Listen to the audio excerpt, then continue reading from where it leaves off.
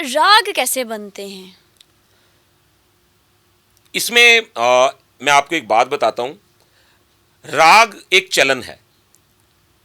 ठाठ ब्लैंड होता है, यानी जैसा 10 ठाठ हैं तो वो ब्लैंड है। जैसे एक मोहल्ला है तो उसमें फिर गलियां आ जाती हैं, चौक आ जाते हैं, घर आ जाते हैं, फैमिलीज आ जाती हैं, जैसा राग रागनियाँ।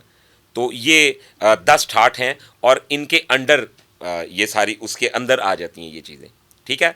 तो जो ठाठ होता है, ठाठ के सुर, मिसाल के तौर पे मैंने ये लगा दिया,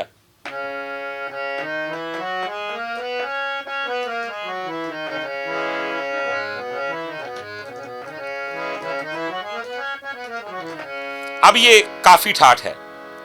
ठीक है।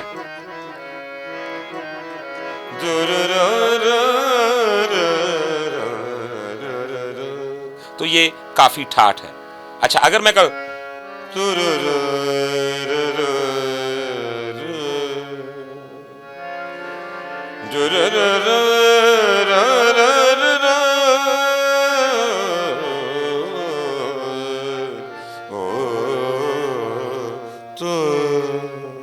तो ये चलन है, ये राग है जिसमें सुरों को माइनस भी किया जा सकता है, सुरों को ऐड भी किया जा सकता है। यानी कि चंद राग होते हैं वो 5 सुर के होते हैं, जैसा कि ये मालकोस है।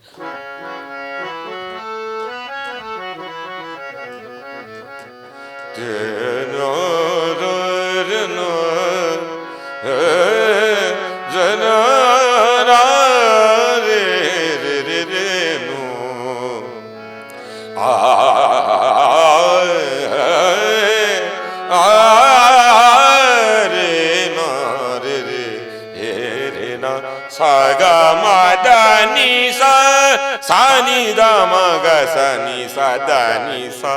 तो सा गा मा दा नी, ऊपर वाला सा तो उसका सेम है, तो सा गा मा दा नी, तो ये 5 सुर का राग हो गया।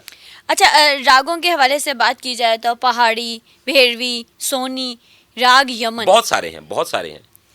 कम से कम कितने राग हैं? इनकी तादाद, मैं एक बात बताऊं, जो भी बंदा ये बात करता है ना, वो सीधी सीधी जंग है।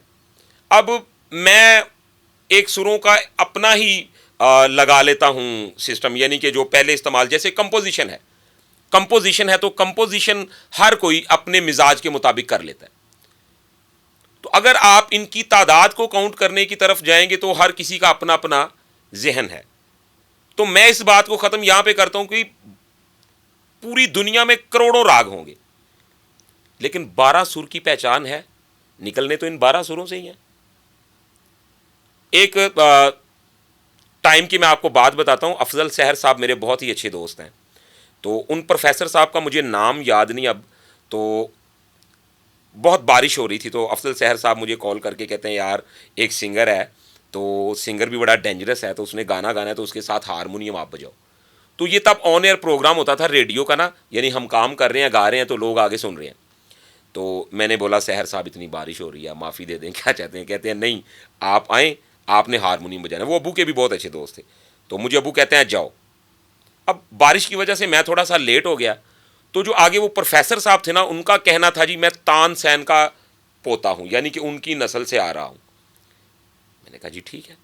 वो कहते हैं मैंने गाना गाना है, तो आपने मेरे साथ हारमोनियम बजाना है। टाइम भी बड़ा शॉर्ट सा था, तो कहते हैं एक प्रैक्टिस कर लें छोटी सी। तो मैंने कहा कि आप बेफिक्र रहें, मैं बजाऊंगा आपके साथ।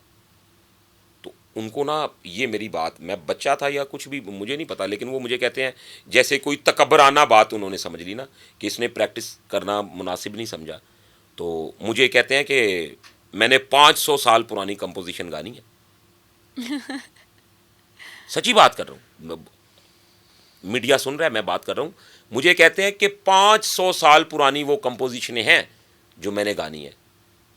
तो मैं थोड़ा सा सीधा सा बंदा हूँ, मलंग सा। मैंने ऐसे उनके चेहरे की तरफ देखा, मैंने कहा प्रोफेसर साहब, अल्लाह पाक आपके इल्म में और इजाफा करे, लेकिन एक बात याद रखिएगा, आप 500 साल को छोड़ के 10,000 साल पुरानी भी कंपोजिशन गाएंगे ना, तो वो इन 12 सुरों में से निकलेगी।